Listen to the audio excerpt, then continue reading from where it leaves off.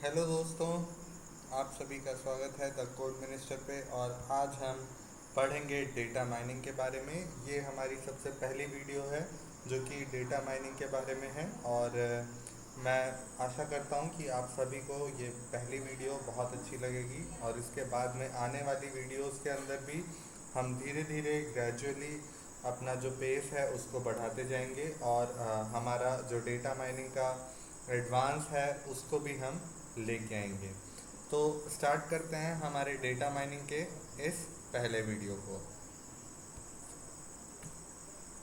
तो इसके अंदर हम क्या क्या डिस्कस करेंगे वो कुछ इस तरीके से है। पहले हम देखेंगे कि डेटा माइनिंग है क्या, फिर डेटा माइनिंग के प्रोसेस क्या हैं, फिर बेसिक डेटा टाइप्स कौन कौन से हैं जैसे डिपेंडेंसी ओरिएंटेड डेटा और non dependency oriented data.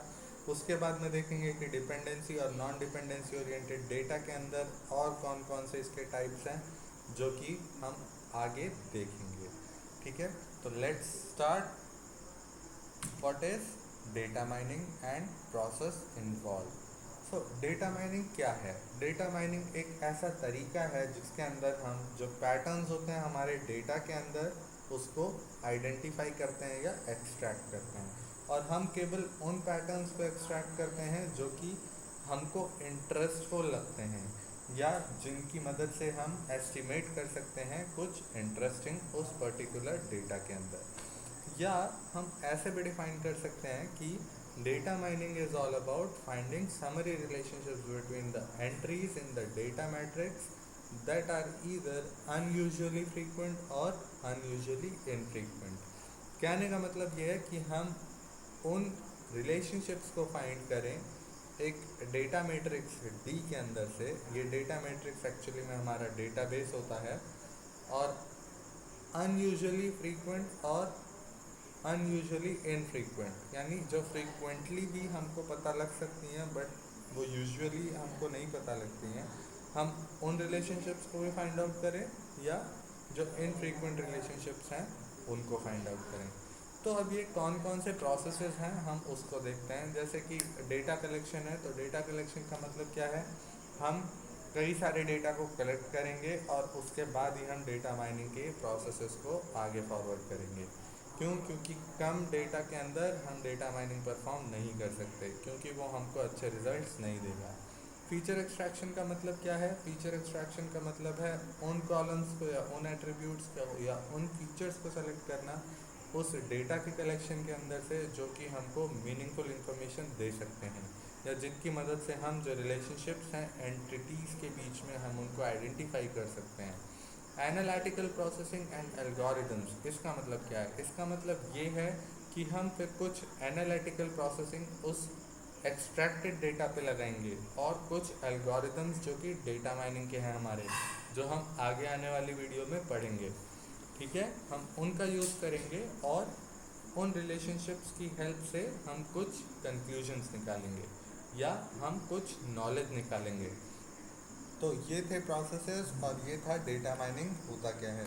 Next आते हैं कि कौन से बेसिक डेटा टाइप्स हैं जो कि हमारे इस डेटा माइनिंग के अंदर यूज़ में आते हैं। जैसे नॉन डिपेंडेंसी ओरिएंटेड डेटा। तो नॉन डिपेंडेंसी जैसे कि नाम ही बता रहा है, इसके अंदर जो डिपेंडेंसी होती है इस वाले डेटा की या कह सकते हैं इस रिकॉर्ड की दूसरे रिकॉर्ड के साथ में, वो मैटर नहीं करती है। क्यों? क्योंकि यहाँ पे इंडिपेंडेंट डेटा रिकॉर्ड्स होते हैं। एग्जाम्पल के तौर पे जैसे एज, जेंडर और जिप कोड। एज जेंडर के साथ में किसी भी तरीके से रिलेटेड नहीं है और एज जिप कोड के साथ में किसी भी तरीके से रिलेटेड नहीं है, यानी कि डिपेंडेंसी यहाँ पे है ही नहीं किसी भी तरीके के डेटा के बीच में। फिर आते हैं डिपेंडेंसी ओरिएंटेड डेटा। तो डिपेंडेंसी ओरिएंटेड डेटा हमारे वो डेटा होते हैं जो कि कंटेन करते हैं एक्सप्लिसिट या इम्प्लिसिट रिलेशनशिप्स को डेटा आइटम के बीच में। हम एक्सप्लिसिट और इम्प्लिसिट इन दोनों को आगे बढ़ेंगे। ठीक है, और ये ज़्यादा कॉम्प्लेक्स होते हैं in comparison to non dependency oriented data. Example के तौर पे social network data. Social network data कहने का मतलब ये है जैसे कोई फेसबुक अकाउंट है और उस फेसबुक अकाउंट में उस पर्टिकुलर यूज़र के कई सारे दोस्त हैं और उन दोस्तों के भी और दोस्त हैं, उन दोस्तों के भी और भी ज़्यादा दोस्त हैं। तो यहाँ पे बहुत सारे दोस्त हो गए और बहुत सारे दोस्तों के दोस्त हो गए, तो ये एक बहुत कॉम्प्लेक्स रिलेशनशिप है, ठीक है। और इसको आइडेंटिफाई करना इज लाइक हैक। ना आगे बढ़ते हैं कि नॉन डिपेंडेंसी ओरिएंटेड डेटा में और कौन कौन से टाइप्स हैं। जैसे quantitative multi dimensional data. Multi dimensional data quantitative है मतलब न्यूमेरिकल वैल्यू होगी, मल्टी डिमेंशनल है मतलब मोर देन वन डायमेंशन होगा, it might be one dimension और मोर देन वन डायमेंशन, ठीक है। और ये नेचुरल ऑर्डरिंग में होते हैं, जैसे कंटिन्यूस वैल्यूज होंगी या न्यूमेरिकल वैल्यूज होंगी, ठीक है। तो ये होते हैं हमारे quantitative multi dimensional data. Next आते हैं categorical and mixed attribute data. ये भी नॉन डिपेंडेंसी डेटा का ही एक टाइप है हमारा। इसके अंदर क्या होता है, हमारे पास में डेटा में कैटेगोरिकल वैल्यूज होती हैं। कैटेगरी से कैटेगोरिकल बना है, यानी यहाँ पे कई सारी कैटेगरीज हो सकती हैं जो कि टेक्स्ट टाइप वैल्यूज हो सकती हैं। मिक्स्ड एट्रीब्यूट डेटा हमारा कैटेगोरिकल और न्यूमेरिकल एट्रीब्यूट्स को मिला के बनता है। जैसे जेंडर, एग्जाम्पल देखो, जेंडर में मेल या फीमेल हो सकता है, तो ये हमारी कैटेगरीज को डिफाइन करता है। रेस में भी हमारी कई सारी कैटेगरीज हैं।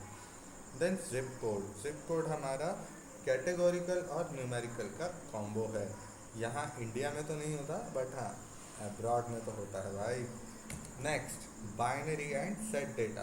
तो बाइनरी डेटा सभी को पता है, या तो ज़ीरो होगा या तो वन होगा। सेट डेटा क्या है, सेट डेटा भी एक बाइनरी डेटा का ही रिप्रेजेंटेशन है। इसके अंदर अगर कोई किसी वैल्यू को, सपोज किसी ने आम खाया और उसके नाम के साथ में हमको इसको दिखाना है, तो अगर उसने आम खाया है तो उसके लिए हम वन दिखाएंगे, और अगर उसने आम नहीं खाया है तो हम उसके लिए ज़ीरो दिखाएंगे। दोस्तों मैं यहाँ पे बहुत ही सिंपल हिंदी में बोल रहा हूँ, क्योंकि मैं नहीं चाहता कि डेटा माइनिंग का जो कंसेप्ट है वो लोगों का ख़राब हो, है ना। और मोस्ट ऑफ द वीडियोस जो हैं यूट्यूब पे वो सारी की सारी इंग्लिश में ही बनी हुई हैं, तो ये उन लोगों को हेल्प करेगा जिनकी इंग्लिश उतनी स्ट्रांग नहीं है और जो पढ़ना चाहते हैं डेटा माइनिंग। सो प्लीज़ अगर आपको थोड़ा बुरा लग रहा हो तो इसके लिए सॉरी। नेक्स्ट है डिपेंडेंसी ओरिएंटेड डेटा। अब इसके टाइप कौन से हैं और ये होता क्या है ना। These data values may be implicitly related to each other temporally, spatially और through explicit network relationship links between the data items. कहने का मतलब क्या है, ये डेटा वैल्यूज इम्प्लिसिटली पहले से ही रिलेटेड होंगी या एक्सप्लिसिटली बाद में भी रिलेटेड की जा सकती हैं। टेम्पोरली का मतलब क्या, विद रिस्पेक्ट टू टाइम, है ना। नेटवर्क रिलेशनशिप्स के तरह भी रिलेटेड हो सकती हैं। अब इसके टाइप क्या होते हैं, इम्प्लिसिट डिपेंडेंसी, जैसा हमने ऊपर पढ़ा इम्प्लिसिटली रिलेटेड, तो इम्प्लिसिट डिपेंडेंसी वो डिपेंडेंसी जो कि उस डोमेन में पहले से ही एग्जिस्ट कर रही हैं। एग्जाम्पल के तौर पे अगर हम किसी सेंसर से डेटा ले रहे हैं, विद रिस्पेक्ट टू टाइम वो हमको सेम टाइप का ही डेटा ऑटोमेटिकली देता रहेगा, है ना। तो ये हो गया हमारा इम्प्लिसिट डिपेंडेंसी। हर रिकॉर्ड इम्प्लिसिटली दूसरे के साथ में कनेक्टेड ही है, क्योंकि हर रिकॉर्ड वहाँ पे या तो हीट बता रहा होगा या टेम्परेचर बता रहा होगा, या जो भी हमने सेंसर जिस चीज़ के लिए यूज़ किया है वो बता रहा होगा, ठीक है। नेक्स्ट है explicit dependency. Explicit dependency graph या नेटवर्क डेटा में होते हैं। ये स्पेसिफाई करते हैं एक्सप्लिसिट रिलेशनशिप्स को। जैसे कि मैंने जब सबसे पहली बार अपना फेसबुक अकाउंट बनाया तो कोई भी दोस्त नहीं था, फिर मैंने खुद से रिलेशनशिप्स अपनी बनानी शुरू की। मैंने अपने दोस्त खुद से चुने, अपने दोस्तों को खुद से फ्रेंडशिप भेजी और फिर वो मेरे साथ कनेक्ट हुए। तो मैं एक्सप्लिसिटली वहाँ पे खुद के साथ में दूसरों की रिलेशनशिप डिनोट कर रहा था, ठीक है। तो ये है एक्सप्लिसिट डिपेंडेंसी। नेक्स्ट आते हैं time series data. Time series data जैसा नाम ही बता रहा है, टाइम सीरीज डेटा। तो time series data basically time के रिस्पेक्ट में जो भी कंटिन्यूस मेजरमेंट हमको कोई सेंसर देगा वो हमारा टाइम सीरीज डेटा होता है। एग्जांपल सेंसर डेटा या ईईजी डेटा।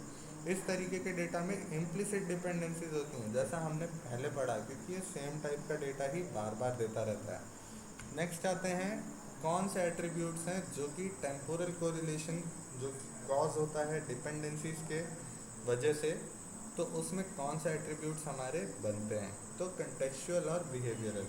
कंटेक्चुअल एट्रीब्यूट्स वो एट्रीब्यूट्स होते हैं जो कि किसी एक कंटेक्स्ट पे जो इम्प्लिसिट डिपेंडेंसीज अकर हो रही हैं उनको बताते हैं। एग्जाम्पल के तौर पे जो सेंसर का मेजरमेंट है टेम्परेचर का, वो टाइम स्टैम्प पे डिपेंड करता है। ठीक है, बिहेवियरल एट्रीब्यूट्स कौन से हैं, ये बताते हैं कि कौन सी वैल्यूज़ हैं वो मेजर की जा रही हैं उस कंटेक्स्ट के साथ में।